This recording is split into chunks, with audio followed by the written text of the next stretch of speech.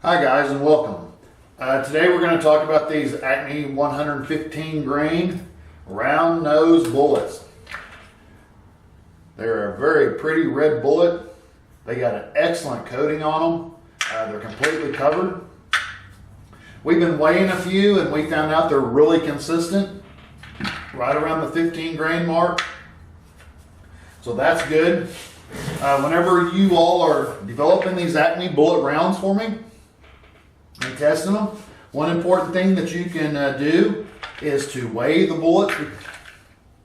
I know it's kind of tedious, but you want to make sure that every bullet is in spec. You know, that way if you have one that's a little higher or a little lower, you'll know it. And the reason why is because at the national event, they will pull the bullet and weigh it to make sure that if you say it's 125 grains, that it's 125 grains and so forth and so on. That way they can get a good account of the power factor. And that's another reason why I kind of keep it above the 127 grain level, just in case one of these is a little off. Okay, we loaded some right here on the lead press. That worked out great. Didn't have any issues necessarily. We did make an initial run with the initial load that we said that we were going to try. And what that load was, I've got it written down right here, was the CapArms XP100 powder. And we seeded them at the 1.045 length. It was a really good length. It worked in a lot of different firearms for us. It functioned great. There was nothing wrong with that length at all. The problem was when we were throwing 5.1 grains, we were getting about 135 power factor on our first shot. We got almost a 136 power factor. It was that close. We got a 137 on our second shot, and we got a 136 on our third shot. So it was 135.9, 137.1, and 136.5. Those were our first shots with this load at that length, and it worked fine, functioned fine, but those power factors are way too high. You know, we want to try to keep them down to about the 130 level, as I explained before. You know, low of 127 and the high. Yesterday we kind of talked about it a little bit, and we both kind of agreed like 132.5, you know. One was saying 132 and one was saying 133, so we kind of just got together and decided 132.5 just to solve a little argument there. Okay, so then what we did is we came back and we loaded them down. Okay, so we took the Acme 115 grain bullets, we threw 4.7 grains of the CapArms powder, and we still loaded them at 1.045 length. So just a little, little bit less grains of powder. We shot 20 rounds of the combination, if you will. Our average, we were looking at about 1156. So, our high was 1156 for a 132.9 power factor. Our low was a 111.09 for a 127.5 power factor. So, right there, we're in the right range. We're a little high on our high. We're perfect on our low. Our average was 1133 for a 130.2 power factor. We had a spread of 47 through all the bullets, which is pretty good when you're testing that many bullets for the first time. And we had a standard deviation of 14. So all the different bullets that we tested, we were right at the 130 power factor. We could probably take that down to 4.6 grains and still get a pretty decent load. We don't know. But yesterday it took a lot of testing to get that all right. We were doing a lot of other things here in the shop that were, that had to be done, and so that's what we went with there at the end. I think we did really good for our first initial shots. We did 3 shots and then basically hit it right on the second time for this particular powder.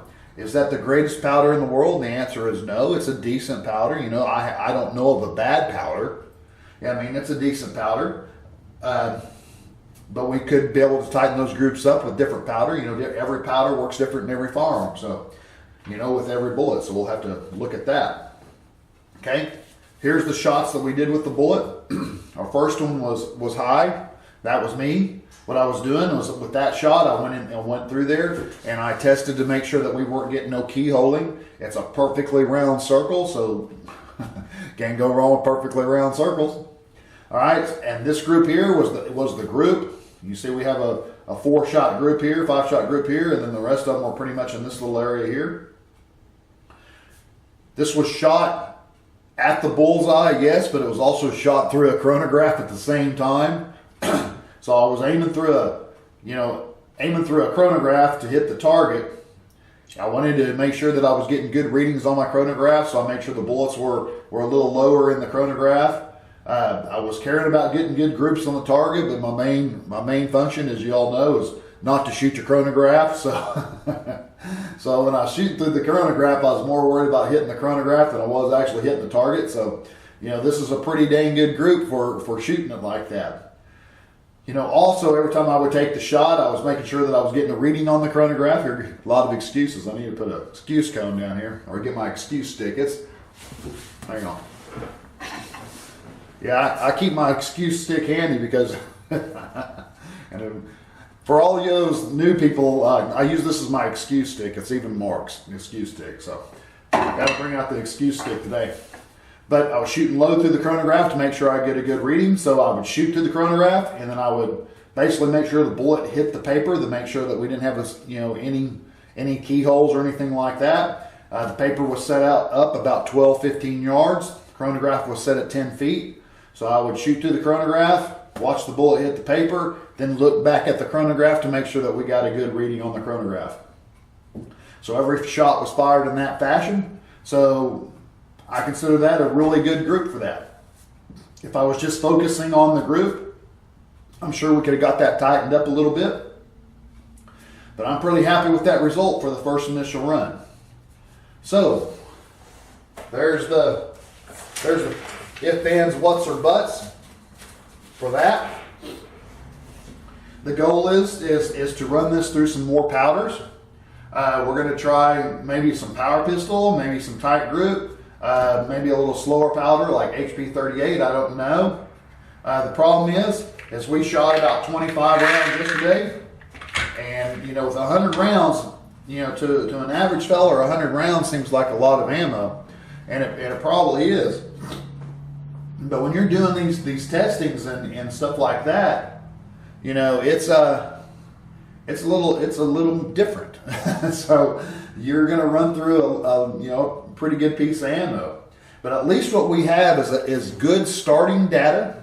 We got good load data for that powder. We got a good overall case length. I don't see nothing wrong with that overall case length.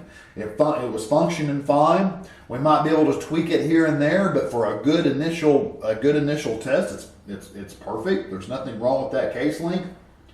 So we were pretty happy. We're pretty stoked yesterday that we were getting the results we were doing. Another thing that we had yesterday going on is I had a brand new guy to reloading. He's been kind of bugging me for a long time about coming over and learning to reload. He's a good dude. And I appreciate him coming over yesterday. It was good to have that enthusiasm back in the shop. Sometimes when you've been doing this a long time, you kind of lose your enthusiasm, if you will, and he kind of brought it back and made it fun again. So I do appreciate him. The goal is to maybe have him come over sometimes, and we're going to basically do a complete beginner reloading series. So for all you beginners out there, this might be the series for you. We're going to have him set up the dies. We're going to have him set up the machine. We're going to start from the beginning, and we're just going to work our way through. There's a lot of stuff involved in reloading. There's a lot of tricks of the trade, if you will. And, it's fun to teach a new guy every now and then. I'm sure that each time that I'm showing something, I'll show him one thing and I'll forget 10 others. But, that's just one of the things to reloading when you've been doing it like I have. When I reload, what a lot of you don't realize is once you've been doing this long enough, is you don't really pay attention with your eyes as much.